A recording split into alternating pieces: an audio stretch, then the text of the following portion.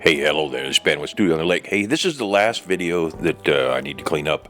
So, this is a gnome door, and it's pretty simple. There's really not a whole lot to it. It's out of a piece of regular pine, not basswood, and it's going to go in the bathroom, and I'll explain the cabin, and I'll explain that a little bit more as we go through here. So, this is the last one that I owe you guys. And this is my last day down in Iowa, then I'll be back up north.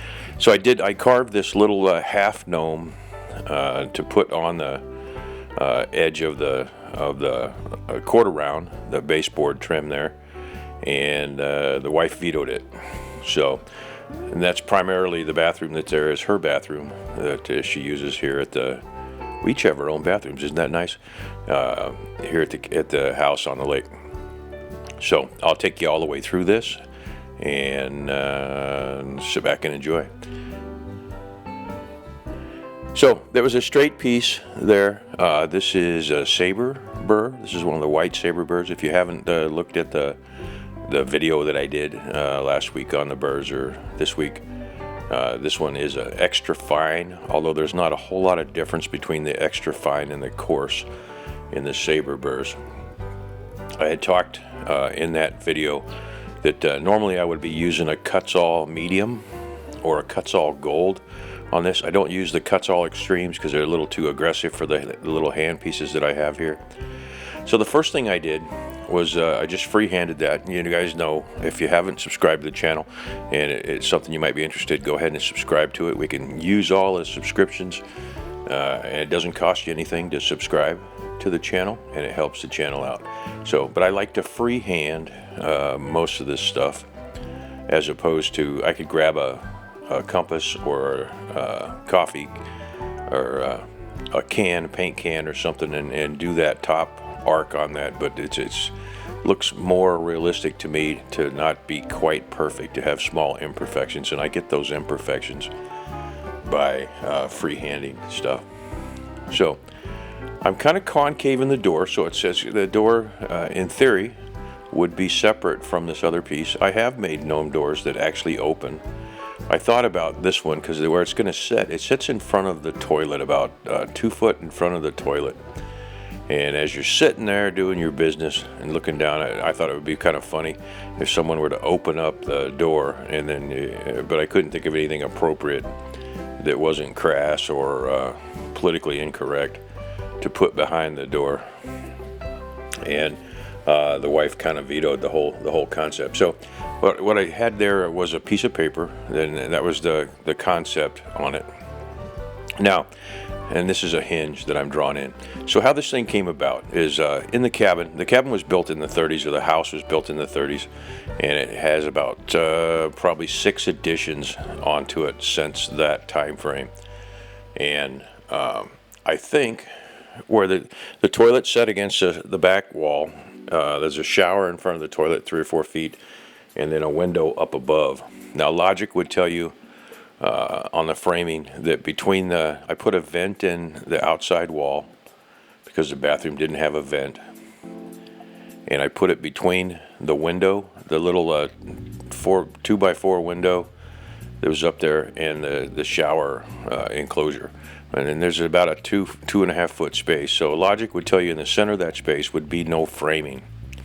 Not the case. When I cut the holes for the vent, there was all kinds of weird framing in there. A couple 2x6s, a 2x4 going in all the wrong directions. The only thing I can think of is there was probably a door there at some time in the past.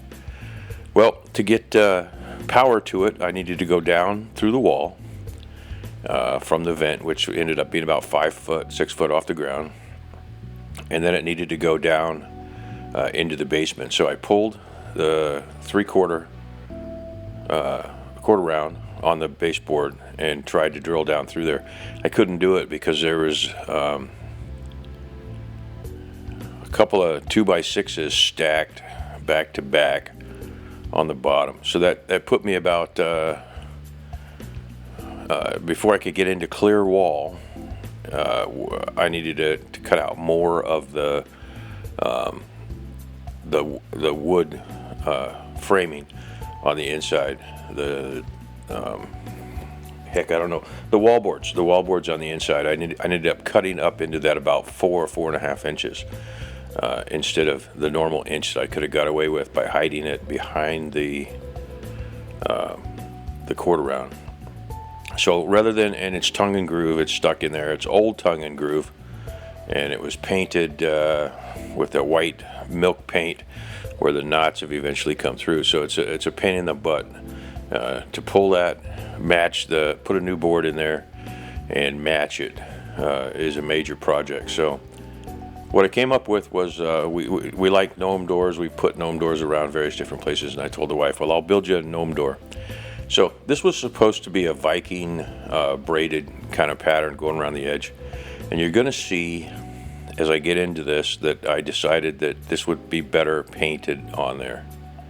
So the first thing I did was take the burner, the wood burner, and you can see the pattern I drew on there, the two hinges.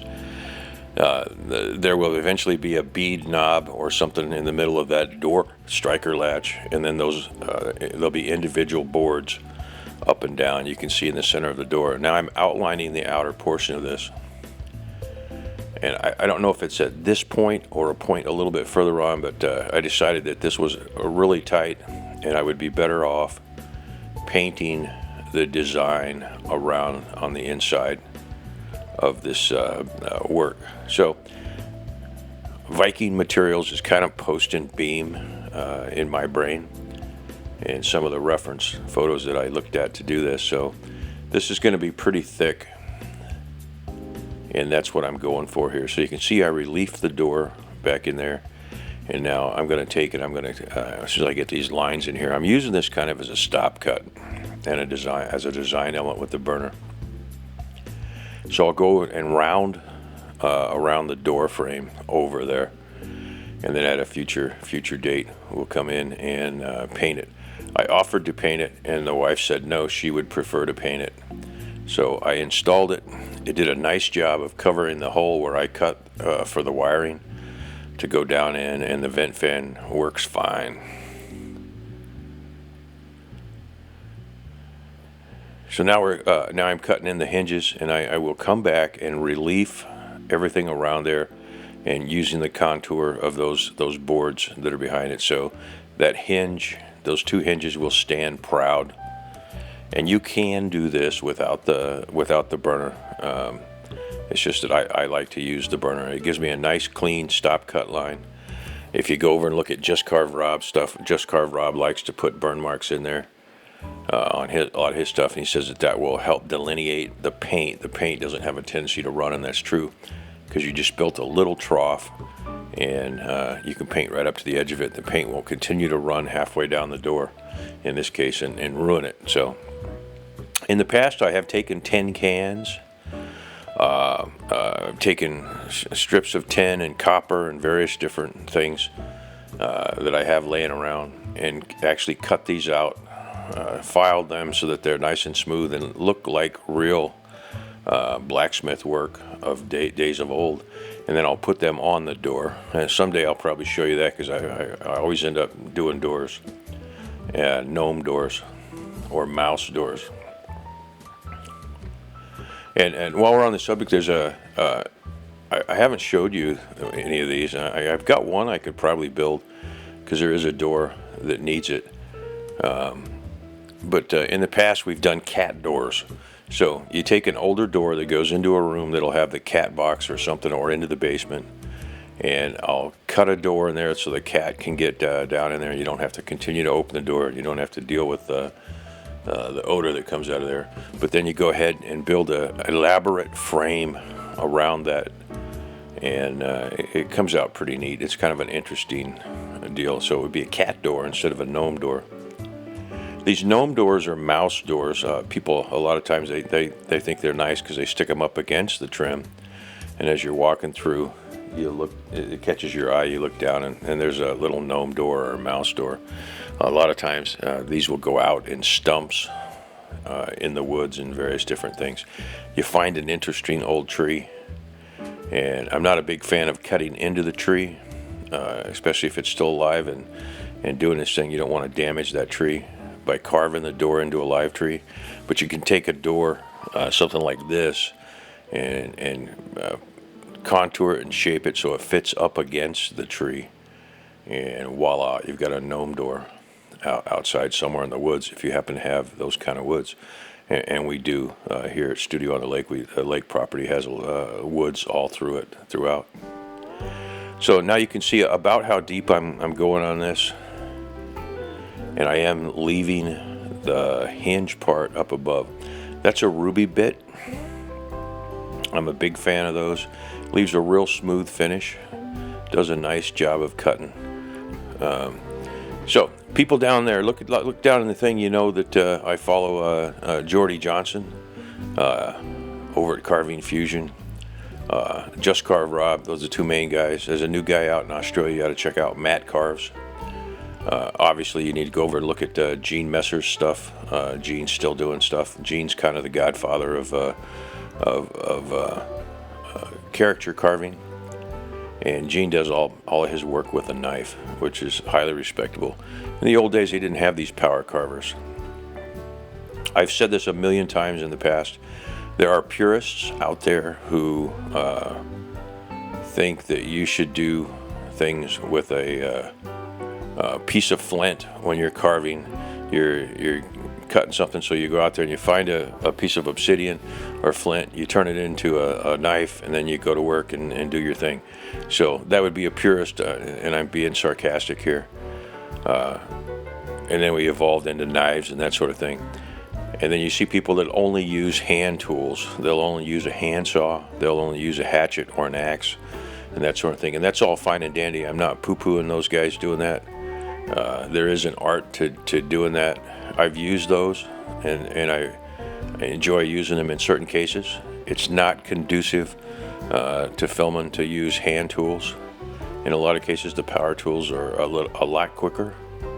They're a lot less wear and tear on the person using them, and there's a place for both of them. So my theory is this, all that rambling, if in the old days you had given let's say 1300s, 1400s, somewhere there in Europe, and they're building a building, and the guy's sitting there, he felled the tree with an axe and saws. They squared the timbers up with adzes and that sort of thing, and then the carpenter's getting ready and the framer's getting ready to do his magic, and he's using those hand tools and hand chisels and stuff. But if you had walked up to those guys and handed them a chainsaw, I guarantee you they would have giggled all the way down to the local pub,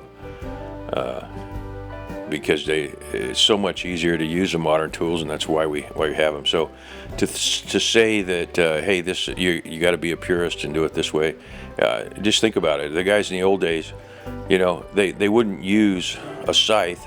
Nowadays, you'd be an idiot if you were using a scythe to clear 200 acres of wheat, when you can, and then threshing it with a hand thresher with the old flails. Those people in those days would have been so happy to watch someone drive a combine through there and a trailer filling up with wheat that's already been processed and ready to go. So the old ways are not necessarily better. They're just the old ways, and there is a need to keep those alive.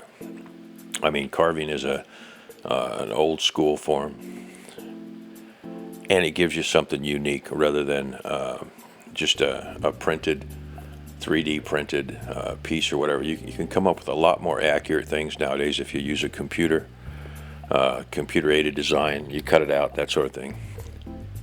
But you'll notice even the car fabricators nowadays, where in the old days they used to have a pair of shears, and they would cut out the piece and they'd take it over and grind it and work it, and slowly and painfully they're even using big cutouts, and they can come up with some pretty unique pieces for their fabrication.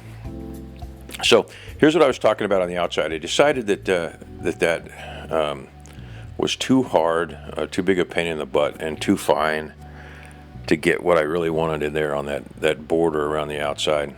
So I don't know what the wife will put in there as a design for painting. I use Josonia paints. You've probably heard that before as far as acrylics, and the reason I use them is I use them on the decoys. They're not a glaze, they're a straight acrylic, but they're a little bit more of high dollar acrylic. But you can use and you can layer those and put thin layers on, and then the layers will read through. There was an old wood carver, and I'm not sure if he's still around or not. He retired down in Florida many years ago. But when the bird carving first started coming on the scenes, the decorative decoys, Jim Sprankle. So if you're bored, look up Jim Sprankle. He's the guy I first followed probably 35 years ago. And he started using the Josonia paints, and I've been stuck with them ever since.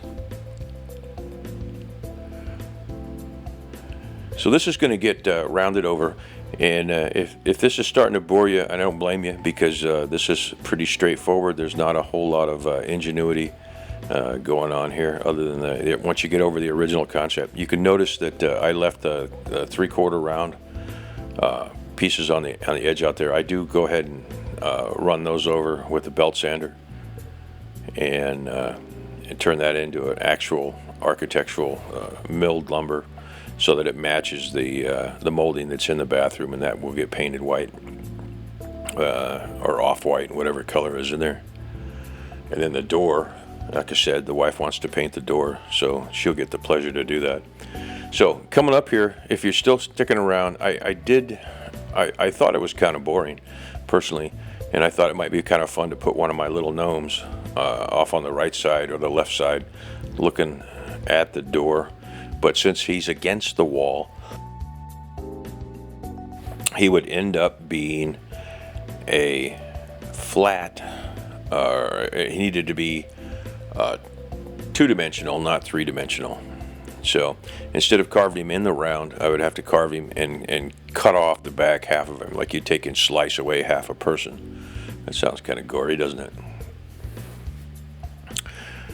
But I did there's a real short section coming up here with that, because this is getting pretty close to the end. I will come back and do some tune-up, and you'll see that, and I'll run the burn marks. There we go. I do like the way it turned out. It's pretty straightforward and simple.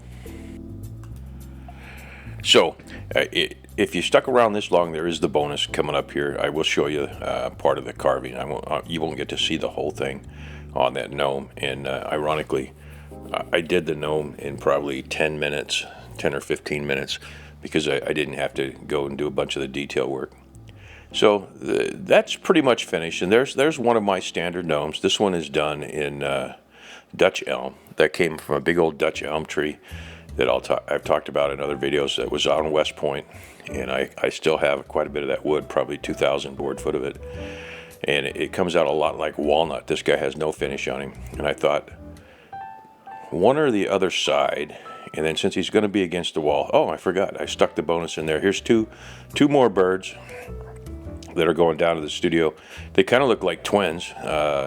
They're my typical small baby bird, and they seem to sell real well. So as soon as they get down there, they disappear, and I'm putting dust all over them. But those guys look like twins, and they're not. They're a little bit different, each one of them. But there you go. There's a bonus in there for you. Standard baby birds, no finish, burned. La-di-da-di-da. And Mike, I threw one of the blanks I didn't use in the box that I'm going to send you. And you can get this bird out of there if you use your imagination.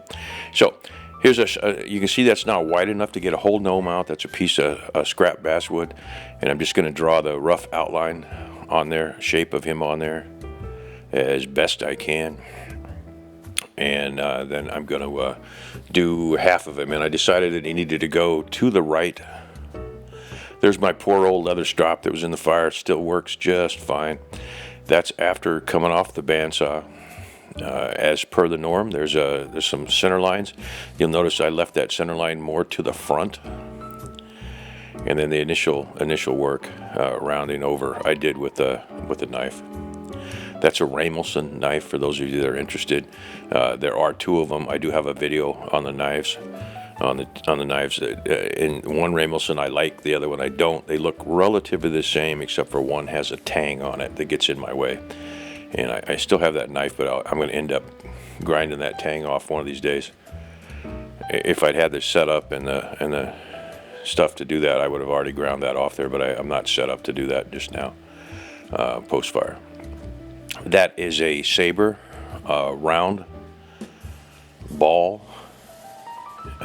yellow being the finer grit, and I'm going to use it.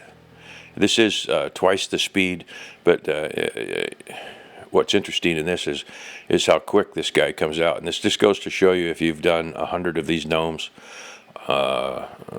more than 100 of those little baby birds and that sort of thing, that you can do those fairly quickly, because you're not trying to invent where the next cut goes and that sort of thing. I kind of know the look that I'm going for. I can get it without a whole lot of thought. I've mentioned this before. Actually, I didn't. Someone said it, put a comment in there that I use these things like a pencil, and I do. I use them more like I like that concept when I'm playing with the power carver, but I think it more equates to using it as an eraser. I'm going to erase the wood. So you can see I've left his eyes up in there. I've got the nose a little bit proud. I'm shaping the beard out where I want the beard to be. And I'm going to work primarily on this right side, because the back side I don't necessarily care about. That's going to get ground a little bit flatter to put up against there. Now, this guy did not make the cut. I've got a half gnome, half finished here. I showed the wife before I put it in and said, hey, I think this ought to go on the side. That's his arm standing behind his back, because he's bent over backwards looking up. But I brought that in with the gnome door. The gnome door was approved. The gnome was not. She said, no, I don't like the gnome on there. I don't think he needs to be on there. So he didn't make the cut, and he did not get installed. So sitting over there on the bench or the table beside my carving chair, this guy will sit for a while until I figure out a use for him or someplace that I can put him. And it'll dawn on me one of these days on what to do with this guy. But you can see I'm really using this just to block him out. He's got 2 feet that are going to end up 1 foot in front of the other there, and I'll take the saw, little jeweler saw. That's his coat.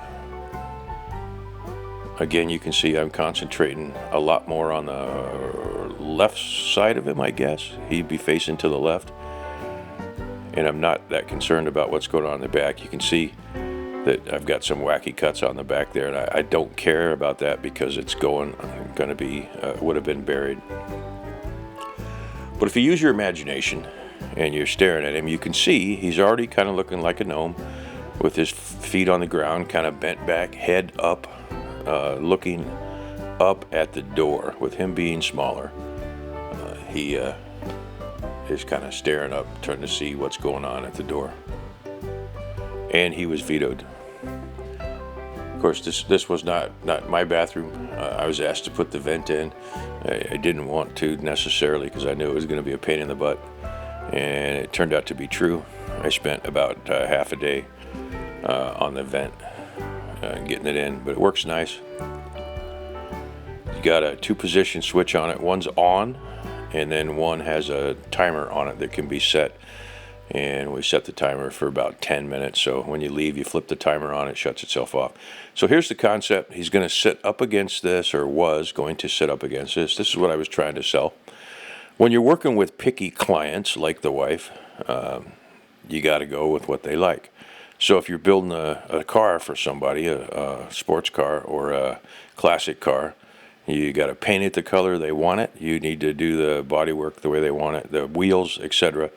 Same thing here. I thought this gnome was a great idea. It was brilliant. He's done a little bit more there, and I think that's as far as I took him. And he got vetoed. So that's a little, one of those cheap diamond burrs. They don't last very long. but you buy them by the ton, and they take off just enough to get the job done. If you had a more aggressive bit in there, you'd have a chance of taking off more than you wanted to and ruin that guy. This allows you to kind of draw around the guy and not take it out. I like the way the door's looking in the background. I left it that just rustic, just like that. That is the finished product that went up on the wall, with the exception of I did take a finger sander and sanded around the door to outside of it to give it a flat appearance, and take some of that you can see in the left there where it's a little bit rough still. So there you go, Gnome door minus Gnome. Hey, thanks a lot. This has been Ben with Stu on the Lake. I'll be home and I'll film some other stuff. Thanks for watching.